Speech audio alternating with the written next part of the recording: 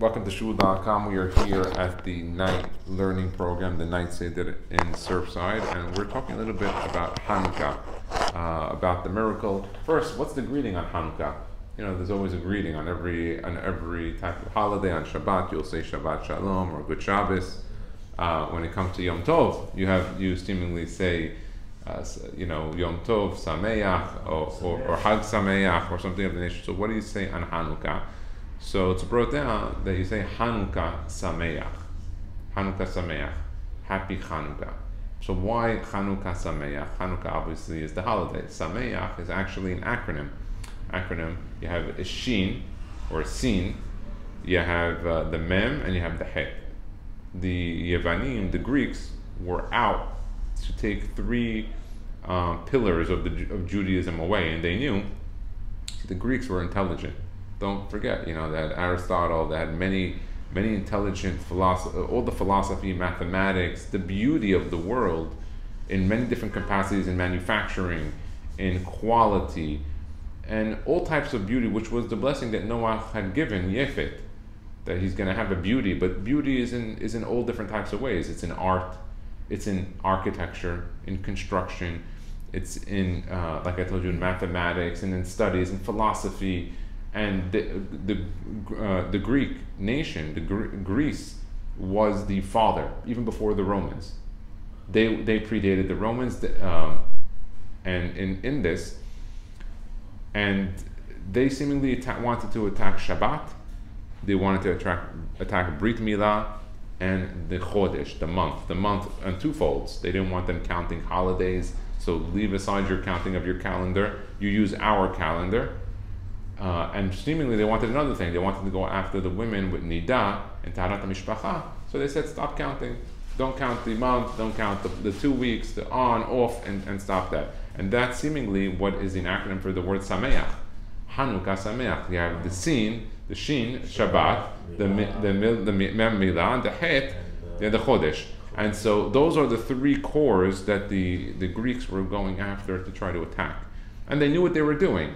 Was the goal to eliminate religion altogether? Yes, the goal was to Hellenize the people, and they were very successful into the high 90s. If it were not for the Hashmonaim, which were that family of Kohanim, seemingly Judaism could have been lost, because through assimilation, there's always going to be more lost than seemingly from a Holocaust of killing physical bodies. Of course, we don't like to use the term that there is a Holocaust in the United States, a silent Holocaust, in the sense that many individuals are just walking away from the religion, intermarrying, or not educating themselves through yeshiva system. And whether yeshiva system is perfect or not is not the question here. The perfection is not what we're seeking. We're seeking that there is a battle. When Franz Joseph was the premier in Austria. He was the heir to the throne. And he had a cousin, the Tsar in Russia. And when the Tsar of Russia had seemingly visited Austria, he was very shocked to see that Franz Joseph, the premier there, was so free with the Jewish people and allowing them to open businesses, to get licenses to become doctors and engineers and lawyers, and to go up the ranks in the political sphere. And whether there were some limitations or not, that could have been the case, but he was said, I'm a little shocked at you, my cousin, Franz Joseph. He goes, and I know you to be a rabid anti-Semite just like I am. So I don't understand you. In my country, in Russia, we persecute these Jewish people. I come here on my short vacation and I see the type of freedom that you do. Explain to me your actions. And Franz Joseph smiled at him and tells him, you kill your Jews your way, I'll kill them my way. And you see this is a typical answer from someone of the family of Esav, of understanding the depth that he knew what he was doing. He said, listen, why are you persecuting these people? Give them all the freedom they want. They'll walk away from their religion. They'll become a great byproduct to society. They'll help grow your economy. And that was what he did. And many were lost.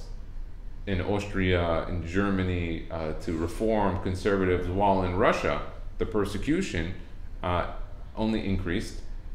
They longed for the religion. They longed for God.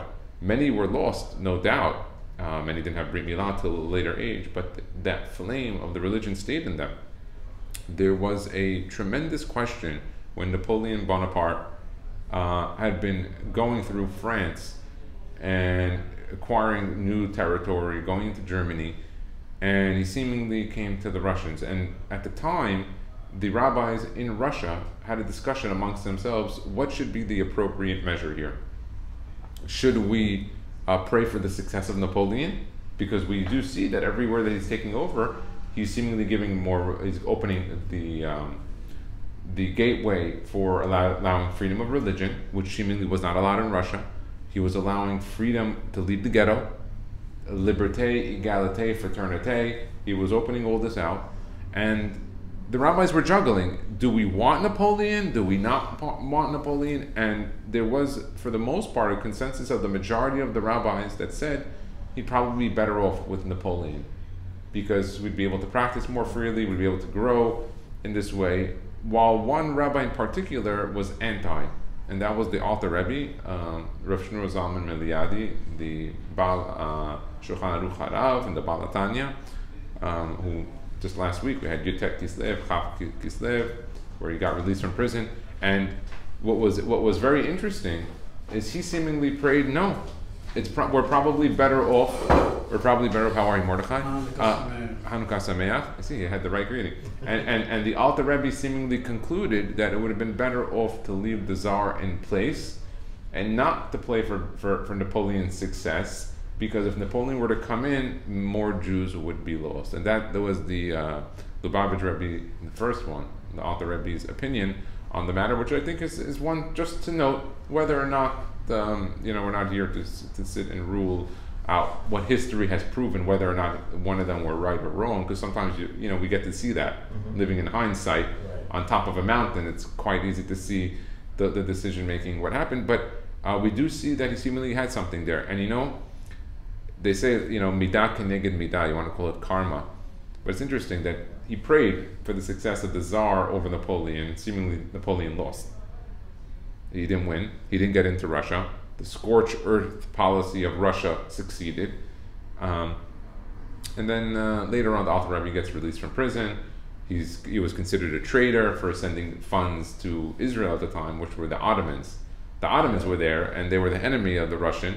And so there was a problem, and they seemingly jailed him until 𝐂𝐎𝐍𝐶, until he finally got released. But one thing I see in the midah keneged midah, which we see today, is that God had seemingly granted the Alter Rebbe the blessing.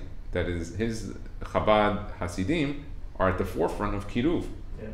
You prayed to save the soul of the Jewish people, as opposed to the oppression that was coming from the Russian Tsar, to the point that he was jailed. Right. Then we'll bless you that from your descendants and from your part of Hasidut will come a unbelievable nation, and part of the nation that's the forefront of Kiruv here in the United States and around the world, and something that everyone hands down could say they're doing a fantastic job at. Whether or not, I don't think perfection is what we're looking to say, but they're doing a fantastic job. And for Sfaradim, Ashkenazim, Hasidim, whoever, anyone who needs has that, and no one else has even come close to replicating what they have done. Nobody even has a system to do what they had done. So we got to call a spade and to give appropriate things. Okay, let's continue. We are reading a little bit from Hagaon Rav Mordechai Eliyahu alav Shalom from his yeshiva.org.il. Makom hanachat nerot hanukkah. Where do you put your hanukkah? Liyad hapetach, by the door. Mitzvah lahaniach hanerot batevach hasamuch lapetach mibachutz. It is appropriate to put it one tefach from the door going outside to the street, as opposed to, let's say, a door inside your house. Let's say you had an inner door. No, you should do it by the door going right outside. Outside? Inside, but the main door that goes to outside. Gotcha. If there's no mezuzah on the right side of the door for whatever reason, then put the menorah, the hanukkah, on the right side when you're looking at the door. Okay, so I'm looking at the door. Normally there'd be on the right side a hanukkah. So If there's no hanukkah, you put it on the right side. If there is a mezuzah, and that's a normal house, then you would put it onto the left side, in the inside of the house. On the left of those, someone coming into the door. Then he will be covered with mitzvot. How? Because he will be lavush tzitzit, you'll be wearing tzitzit on your body. Then you'll have mezuzah meyemino, the mezuzah is on the right side. And then you have ner hanukkah misimolo, as brought down in the Ben Ish Hai, Vayeshev Dalet. Next one. Balayla harishon, yadlik et haner hakarov lapetach. You should light the candle that is closest to the door each night when you're looking now. So now I'm on the inside of my house. I'm looking at the doorway. On my left is the mezuzah, the left side. On the right is the hanukkah. You're always going to light the candle that is nearest to the door each day. As you add more, from left to right? Yeah, from left to right is when you light. Exactly. So look here, as we did it earlier today. Here's the drawing that we did. I'll show it here on the camera. Let's take a look. And you see that? So you see here, you have the mezuzah. I know this. Okay?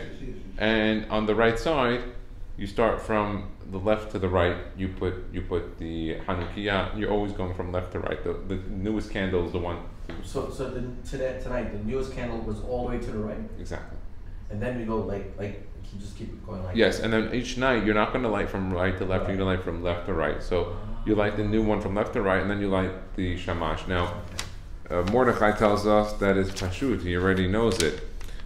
So actually this is not so pashut, and I'll tell you why. Because when you read the Al Hanisim, it tells us something interesting. It tells us vehidliku nerot behatzro kochecha. They lit the candles in the chatzer of your holy place, the courtyard of your holy place.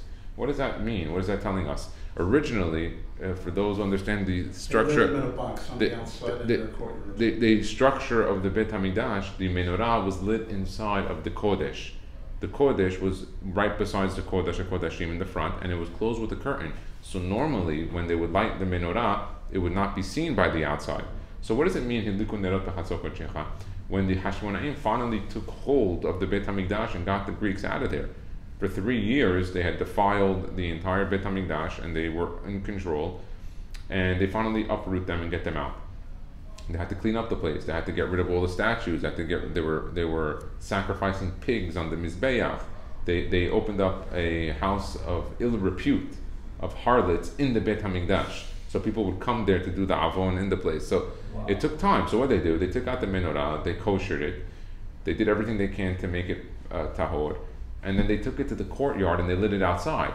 So this makes the miracle even greater, because normally if you have a normal measure of oil that goes in the menorah and it's in a sealed building without any wind and without any weather patterns changing, it would light a normal light and be appropriately lit the whole night with the measure of oil.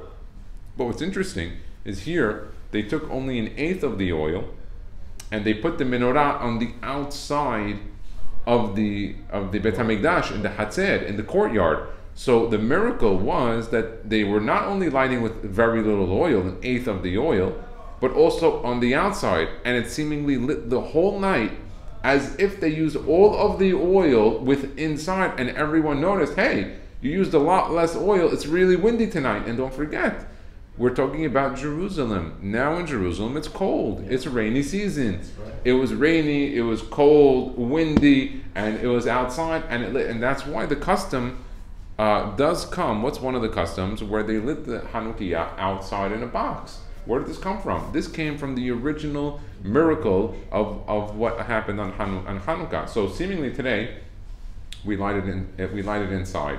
There are still customs to light outside. I've lit it outside many times in Brooklyn, but I started lighting it inside because Rav Musafi discussed that it's important to light it inside, and even at the expense of not even showing it through the window. Even if you're lighting it within your house and there's no window to do it if you have to get it to the right measure of the height and all that, we're going to talk. As opposed to doing it outside. As opposed to doing it outside. And so he brings that down. So I've done it in the past outside, and I seemingly start to do it now inside in order to follow that opinion. It's just nice, sometimes as I learn different things, I add, sometimes I learn new things and I subtract based on what I learn. And then one of the important things is also, is the height of where to do it. That it should be lit within 10 tefachim of the ground, of the floor that you're at. So what's 10 tefachim? We were doing this earlier.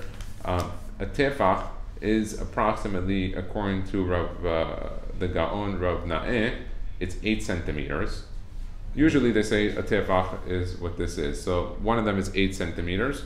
The other one of the Hazon Ish is 9.6 centimeters. So if you do 10 tefachim using 8, it would be 80 centimeters or 31.5 inches from the ground. That would be the minimum to put it. According to the Hazon Ish, it would be 37.8 inches. So between 31 to 37 or 32 to 38 inches from the ground would be appropriate of the minimum height to put it. You should not put it below that. That would be the minimum. And the maximum would be 20 amot. We didn't do the exact thing on the amot, but the amot could be approximately 30 feet, give or take. One amot is 30 feet. One amah is usually 1.5 feet.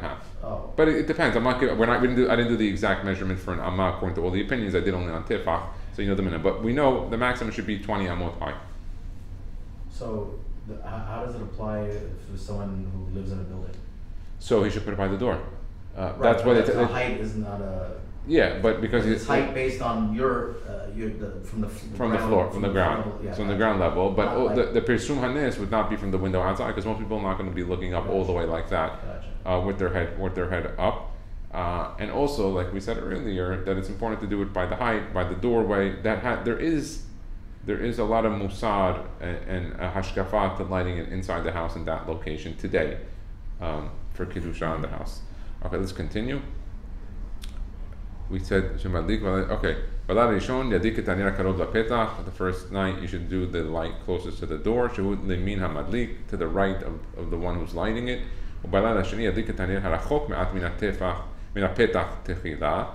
ואחר כך יפנה לימינו וידליק את הנר הנוסף עד שבלילה השמיני יתחיל להדליק מהנר הרחוק מן הפתח ויפנה לימינו וידליק השאר. Okay, in essence you're lighting from left to right and you're adding every night the new candle to the left. כשמדליק בפנים הבית יניח הנרות משמאל הנכנס ובטפח הסמוך לפתח, like we said, the location, וידליק בלילה הראשון את הנר הרחוק מן הפתח עד שבליל שמיני יתחיל להדליק הנר הקרוב לפתח ויפנה לימינו וידליק השאר. As written in Shulchan Aruch Taru'u. So he says that on the 8th night, what would be is that you'd have all the 8 candles lit, and you'd be lighting from the left to the right, the 8 candles. ויש עוד שיטות בסדר ההדלקה, בכל אופן שמדליק יוצא ידי חובה. There's other different ideas of how to light, and in almost all the ways you will be יוצא your חובה, according to all the opinions that I brought down. בבית קומות הפונה לרשות הרבים. יניח את הנרות בחלון הפונה לרשות הרבים בלבד שיהיו הנרות בתוך 20 אמה מרשות הרבים 9.6 meters. So he says if you're in a house that has multiple levels and you have a window overlooking the Reshut HaRabim, the main street, you should put it outside, towards the window to look outside within 20 amot, and he brings down here the measurement of 9.6 meters. So I'll just put that here in our notes. 9.6 meters would be the max height. It's like almost 30 feet. About 30 feet, give or take. So if you live in a 2-floor house, that'd probably be the height, yeah. Especially here in Miami, more than 2 stories, because here they also raise the buildings. The buildings are raised, already elevated, 6 feet or so. 6 or 9 feet, whatever it is. So yeah, for sure, that would be the right thing to do. Okay, ולכן בבניין שמיסה בגובה רשות הרבים אפשר להדליק נרות חנוכה בחלונות של הדירות שבקומה שנייה או שלישית, the second or third floor. כיוון שהם ניכרים לרשות הרבים ויש בזה פרסום הנס. There is פרסום הנס on second or third floor, but not more than that. Once you're going over that, don't bother. At least according to this opinion here of Mordechai and Eliyahu. I say that because we learn a lot of times different opinions, different svarim, and so we have a nice full a view of all the opinions. צריך להדליק במקום שבו יש פרסום הנס הגדול ביותר. You should light in a place that will have the maximum visibility for those people seeing the miracle. הנס הגדול ביותר, גם לבני הבית, and also for those living in your home, וגם לבני רשות הרבים, and also those that are out on the street. So it's פרסום, it's for the bnei bayit, your house, and also reshut harabim, ubnei reshut harabim adif. And the miracle of those on the outside is the most important, more than even bnei beto. So doing the miracle for those on the outside is the biggest one out of all of them. Interesting. Is it better to put it by the window overlooking outside for pirsum hanes, for the miracle for others, or to do it within the household like we said earlier, like Rav Musafi, so that you have the left, when you're looking at the doorway from the inside, the left the mezuzah, the right the hanukkah, and you're wearing the tzitzit? Which one is better? And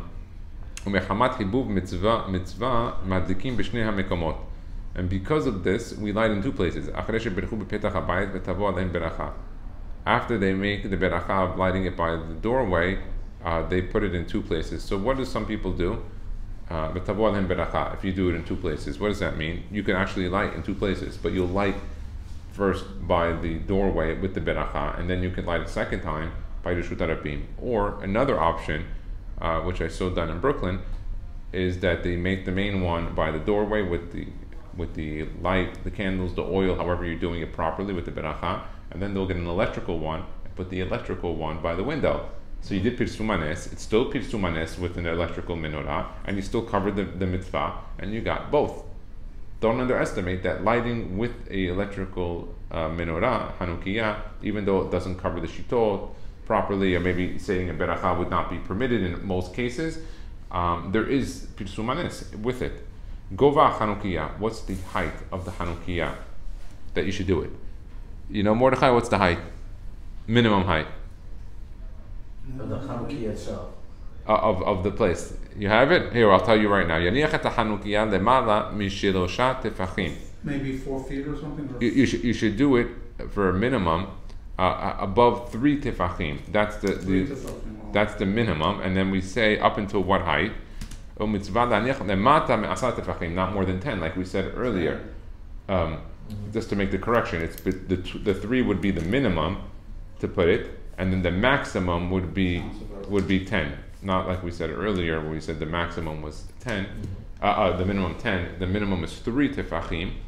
So 3 tefachim would be 24 centimeters of the minimum, and up to 80 centimeters, because it's 8 centimeters for every tefach. So 3 tefachim from the ground, maximum 10, not to go more than what we said earlier, the 31.5 inches or 37.8 inches. Mitzvah lemata me'asar tefachim, as brought down in Shulchan Aruch Tav Resh Ayin Vav Seif Vav, and the Kaf HaChaim and Mishnah Berurah Sham. ועל פי הסוד, טוב להניחה מעט למעלה משבעה טפחים עד 10 טפחים, and the right perfect place to put it, according to the sod, is between 7 and 10. So I'll write that here. The sod says 7 to 10 tefachim. What's the sod? The sod is secret from the Kabbalah, that there is a secret into doing it between the 7 and the 10 window. 3 minimum, 10 maximum. So putting it on a table that's 48 inches high would be a problem. But to put on a regular table, believe it or not, regular tables are usually about 30, 31 inches. So they would be okay. It would be just fine, but that would be the 10 tefachim to go to that. It would be above the 7. I think even like a typical windowsill is probably around Yeah. the side, right? I think it would be, a regular windowsill would normally be It's 3. it's not like, No. generally speaking. No, you should be okay based on the measurements here. And we're going to do a chart at the end with this. We'll do a quick video, just a separate one, so we get that quickly. Okay, let's see what it says here. And if you did it more than 10 tefachim, you did it 48 inches from the ground, where it's more than 10 tefachim for sure, you're yotzeh. It's still kosher. We're talking about doing it in the right, perfect measurements. Yeah. Tefach, he writes here, is 8 centimeters. You would like it possible to have it seen for Pesukei Nisim if you can. Yeah, he brings that, but of course, you want to do Pirsumei Nisa along with following the right criteria. So he says here, Tefach is 8 centimeters that we follow, Hazon Ish is 10 centimeters.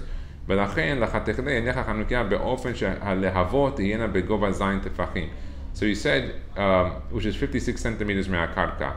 So he says you want to have the flame of the candle be at 7 tefachim. And then he writes here, it should be 56 centimeters. The flame. And that's brought down from the Ben Ish Hai, Sham, Hey. So we got that good. 3 tefachim minimum, 10 maximum. Perfect is 7 to 10 tefachim, and then we'll convert it. And then the maximum is 20 amot, So when we do our chart, we'll organize that for the Kahal Kadosh. You did it less than 3, you're good. You do it more than 10, you're good. We're talking about here the perfect measurement. So I'll write here on this that all are yotze. So we have them for them. And the hanicha lemala me'esim amma, don't do it more than 20 amot. Ve'im asakin lo yatsa. You do more than 20, you are not yotze. Ve'gam kan modedim mimekom halehava be'lo mimekom hanukkah. And we measure from where? Not from the hanukkah, but from the flame. Why, if you do more, you're not? From the height of the flame. Wow. So, listen, Ed, we come here to learn. We don't come here to play poker. They do play maybe in the other places, not over here. Over here we don't do that. Over here we're coming here to learn. We come here. I told you when we started that we're always going to find new things. New things. Why if you do more, you're not yotze? Huh? Why if you do more, you're not? More what? The height of 20 amot? Yeah. The basic shot that we see that's brought down is that for the form of Pirsumenisa, the vision of a normal standing human on the ground has the field of vision up to 20 amot that he's going to use his eyes to scan. More than 20 amot, he's already lifting his head, I guess, above the comfort zone, and it's going to maybe annoy him and his spine looking up all the way, and he's not going to have Pirsumenisa. So that's the basic of it. But there's more in it in regards to the secrets of it. Now, why is all this stuff even important? Like, maybe it's not, because it says in the Gemara, "Hazahid bener havlan banim tamidei chachamim," that if you are careful with the candle, the ner, one single candle, you will have banim, boys that are males. I told you that they follow Torah mitzvot and they don't act like females, and they wear tefillin and tzitzit and they learn Torah.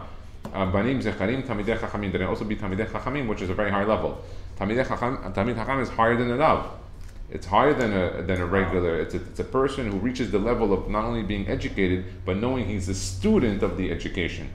Tamid chacham means he's identified that I learn a lot. I know what's going on, but I am a forever long student and never a master. That's the highest level in our religion. The highest level is that you identify that we are all students, that we don't actually reach the point that mikom melam daiskati. I learn from everyone, including my students, and we see from this that this is a tremendous blessing. But the question is, where are all these talmidei chachamim? Where are all these banim zecharim? I see everyone lighting hanukkah candles, and I don't see their children that are banim zecharim talmidei chachamim. Where are they? So Rabbi Yitzhak Sagi Nahor told us in the book that we've been working on here on our chart, hanukkah, which hopefully we'll release tomorrow on a separate video, that it's absolutely true. You can't question it. The Gemara is better than money in the bank, better than any fiat paper currency that you're going to carry around in your wallet. So what happened here? He said that the reason is that there are specifics to the hanukkah, just like there are in every other mitzvah. When it comes to an etrog, you look at the etrog, the 1/3 on the top, spots, black, white, dots. Is it healthy? Is it good? Does it have any 𝐂𝐈𝐓𝐇 in it? Did it have a hybrid of other seeds? And you look and you evaluate an etrog, and that brings also a blessing of certain sigulot in life. Same thing with the hanukkah.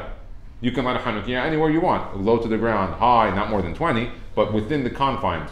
And then you're all yotzeh. But there's also the perfect spot, where it's above 3 tefachim. It's not more than 10. The magical spot, 7 to 10, that the flame will be 7 to 10. Important, remember we said that. And not more than 20 amot.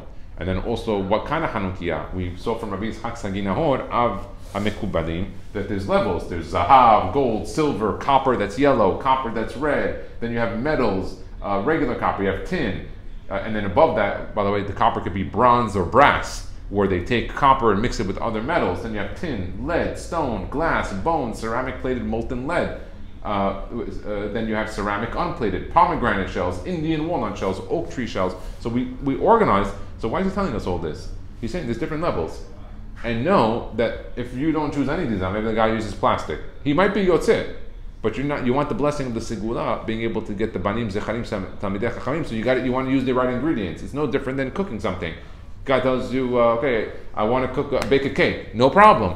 Where's your recipe? He shows the recipe. He cuts off half the page, leaving all the measurements on inside the book, and he cuts off all the ingredients. So he uses the ingredients. He has the menorah, he has the flame, he has everything, but he has the wrong measurements. And the measurements are important. He might have the hanukkah and do the mitzvah, and you're just going to get a reward. God will say you did it right. But you wanted that extra special gift, you got to worry about the small details. Let's do one more part. Bebayit haponeh l'shut harabim, a home that opens out to the public domain. Shechalon gavoa mirispat habayit yoter me'asar tefachim, and the window seemingly is above 10 tefachim. It's above the normal. It's 15 tefachim. מותר לכתחילה להניח את הנרות בחלון הפונה לרשות הרבים אף על פי שגבוה מ10 טפחים של רצפת הדירה. If it's more than 10 tefachim, but it will look out towards the street, it's okay. ובלבד שיהיו הנרות בתוך 20 אמה, as long as the flame of the candles are going to be more less than, within the 20 אמה, כ10 מטר, he writes here. We did that as 9.6 meters. ברשות הרבים. וברור שאם יש חלון נמוך מ10 טפחים, but if the window is less than חלון אחר גבוה מ10 טפחים, יניח בנמוך. If there's two windows, one that's lower than 10 tefachim, one higher than 10, always better to put in the lower window, not the higher window. Interesting that he knows that. It's also interesting that if you put a hanukkah on the ground, and it's one of those larger hanukkahs, your flame might actually just be within above 3 tefachim. If you have let's say a hanukkah that is maybe 20 inches high. So like Surfside, when they're lighting that big menorah. Yeah. That's less than 20. It's not real. I don't know if they put flame on top. There's a flame on top? Yeah. Oh, they put a flame. Yeah, okay, so you would be able to do it because it's less than 20. It's not the perfect spot, but it's less than 20. It's out the Rishut Rabin. And it's also for the synagogue. So there is that. Okay, if the door of the house is higher than the ground of the house, and he lights the nerot outside of the door, we measure from the floor of the petach, of where the door is. Right. So let's say, for whatever reason, it's hard. You know where you might see this? Here in Surfside a lot, you have where the homes are elevated, you have the steps, and then the house is even one step higher. It could sometimes be where it's a big step or two. Like a porch or something. A porch. So he's saying that you're always measuring it from the ritzpah, from the floor. And we'll end it with this. Actually, there's one more thing. So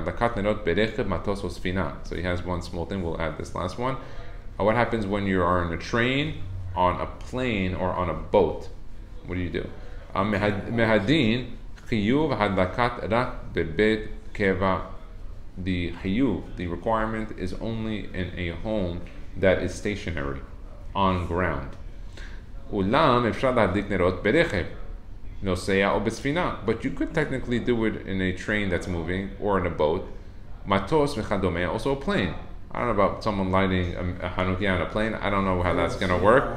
Now the FAA probably would not be so supportive of this. And also halacha would not be either. Halacha would tell you probably like with a one that is electric. Or just one light, because we did say that the hayuv of the mitzvah is one light. Every night you could do one light and you are yotzeh. You put, as long as you put it within a vessel, a keli.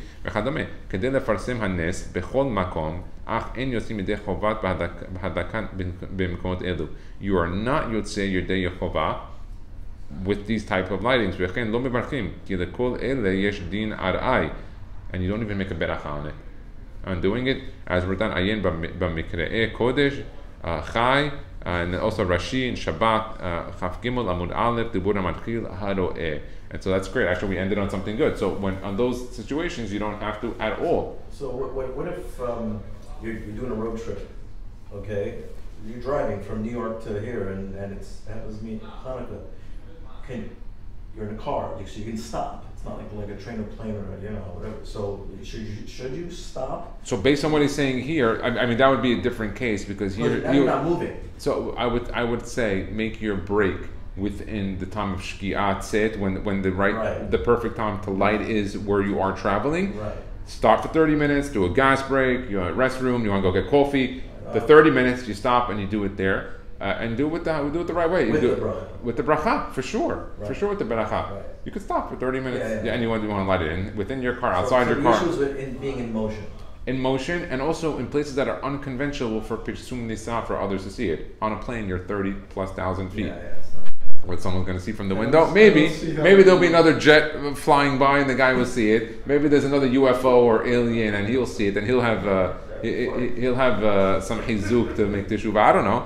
It could be. That getting thrown off the plane nowadays. I So, bet yeah, I mean, they made certain exceptions, for things. But they say in those cases you don't land with a beracha. It's not a normal place. It's not where the ship could be. A lot of people do live on a ships. cruise, and there's other cruises, and let's say you're in a dock, it's stopped. Let's say the ship stopped. You know what I mean? It happens to be, it's leaving at 7 p.m. and the shkiach is at 5:30, whatever. And there's a ship on the other side of the pier. They can see. They could say so. I mean, listen. It could be presum nisa, but it's not where the chachamim were mitaken to do it. So we have that out of not having to be responsible. Baruch Adonai le'olam. Amen ve'amen.